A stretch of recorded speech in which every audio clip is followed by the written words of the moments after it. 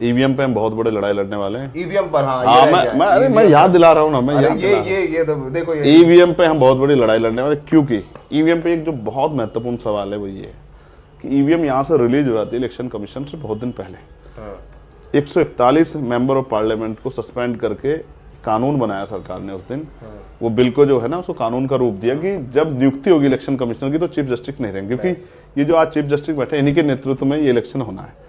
तो चंद्रचूड़, तो इसमें कुछ जो है कहीं ना कहीं ऐसा लगता है। दूसरा ये भी मैंने सुना, मैं इसको कंफर्म नहीं कर रहा, आप ज्यादा मुझसे बेहतर इस पर जानते होंगे, क्योंकि मैं कई दिनों से उस काम में था लगातार, और रूरल एरिया में था, ग्रामीण एरिया में, तो मैं इस तरह से काम यूज नहीं कर पाया, अपने काम में लगा हूं कि इलेक्शन कमिश्नर से कोई पूछताछ नहीं होगी, उसके ऊपर कोई मुकदमा नहीं दर्ज होगा। इस तरह का मुझे पता लगा कानून बना देगा कि आजीवन उस पर जो इलेक्शन कमिश्नर आएगा उस पर कोई जो है ना उसके ऊपर मुकदमा दर्ज होगा, ना उसको कोई सजा होगी, ना उससे कोई पूछताछ होगी। वो तो चलिए दूर की बात है, इस समय विपक्षी पार्टियां मिलना चाह रही चीफ इलेक्शन कमिश्नर से, लिख लिख के वो तो मिल भी नहीं रहे हैं अभी। देखो, इसमें ये समझना पड़ेगा कि इलेक्शन कमिश्नर की नियुक्ति सरकार कर रही है, जब तक सरकार कर रही है तो वो सरकार, और जब उसको इतनी छूट दे दी, कोर्ट नहीं सुनेगा, सुप्रीम कोर्ट में गया ये मामला ईवीएम को लेकर के। अब ये सुप्रीम कोर्ट के ऊपर प्रश्न चिन्ह खड़ा हो गया कि सुप्रीम कोर्ट अपने आप को साबित करे कि वो कॉन्स्टिट्यूशनली जो है राइट्स जो उनका बचाव करेगी, और देश में हिटलरशाही का मतलब तानाशाही को बढ़ावा नहीं होने देगी, डिक्टेटरशिप को बढ़ावा नहीं। ये आज सुप्रीम कोर्ट में बैठे जजों को इस देश के लिए सुनिश्चित करना है, उनको साबित करना है खुद को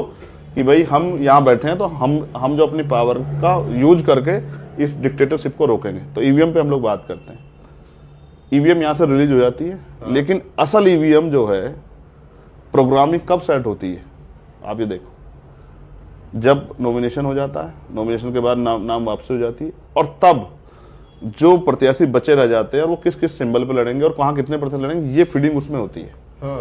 ये चुनाव से मुश्किल से 8-10 दिन पहले जब वोटिंग जिस दिन शुरू होती है, सबके एजेंट्स को टेस्ट कराया जाता है। मैं कुछ और कह रहा हूँ, उसको टेस्ट को छोड़ो, ईवीएम जब यहाँ से रिलीज, उसको नहीं पता कौन से बूथ पे जाएगी, उस पर कहाँ कौन प्रत्याशी, ये सेटिंग यहाँ नहीं होती है। ये सेटिंग कहाँ होती है?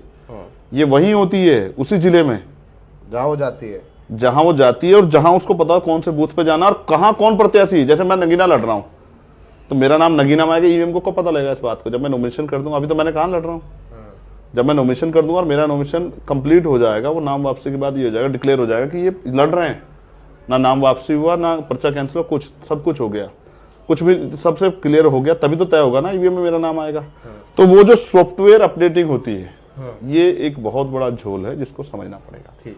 तो दो चीजें अभी हो रही है, एक तो सॉफ्टवेयर अपडेट, क्योंकि इसका मतलब सॉफ्टवेयर अपडेट होता है ना, क्योंकि इलेक्शन 10 दिन पहले ये करना पड़ता है सब कुछ। दूसरा, जो कई हिस्सों में चुनाव हो रहे हैं भाई, 1-1.5 महीने में चुनाव होता है पार्लियामेंट का 7 चरणों में, तो जब आदमी 40-45 दिन इंतजार कर रहा है, 2 दिन और इंतजार कर ले, किसको जल्दबाजी है?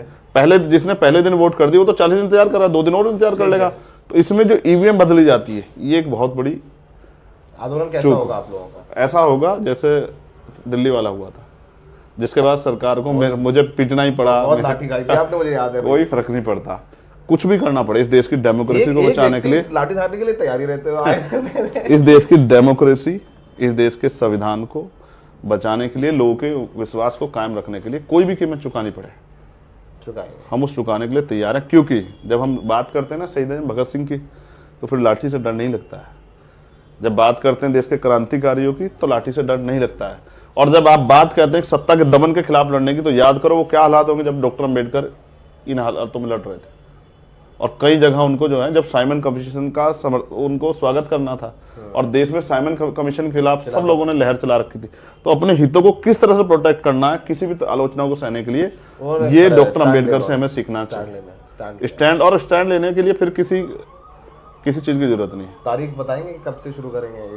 तारीख बता दूंगा तो होते उससे पहले जेल में आंदोलन करके जेल में जाऊं तो ज्यादा अच्छा। तो ये देखिए, रेड माइक पे हम लोग बहुत अनफिल्टर्ड टाइप बात करते हैं चंद्रशेखर से बड़े, आज बहुत इतने इंटरव्यू के, लेकिन इतना खुल के बात जो है, मैंने सवाल ही पूछे बात खुल के, और आपने खुल के जवाब भी दिया, आज एंकर भी हो गए थे चंद्रशेखर जी। तो बहुत बढ़िया बातचीत है। मैं कहता हूँ रेड माइक के हर इंटरव्यू देखिए, पर ये इंटरव्यू बहुत विशेष रूप से देखिए, क्योंकि आपको समझ में आएगा कि तमाम उन मुद्दों पर जिन्हें आप टीवी पर देखकर अपनी राय बनाते हैं, उनसे जुदा भी एक राय है, क्योंकि वो काउंटर नैरेटिव या उसका काउंटर जवाब, लॉजिकल जवाब आप नहीं सुन पा रहे, देख पा रहे। तो उसको समझने जानने के लिए इंटरव्यू जरूर देखिए। हमेशा कहते हैं चंद्रशेखर जी, आगे भी कह रहे हो लाठी खाने को तैयार हो, आंदोलन करने को तैयार हो, अभी चुनाव लड़ेंगे, सब इनका साथ देंगे नहीं देंगे एक बड़ा सवाल है। अब आगे इनसे बात करते रहेंगे। लोकसभा चुनाव में नगीना से इनकी दावेदारी है।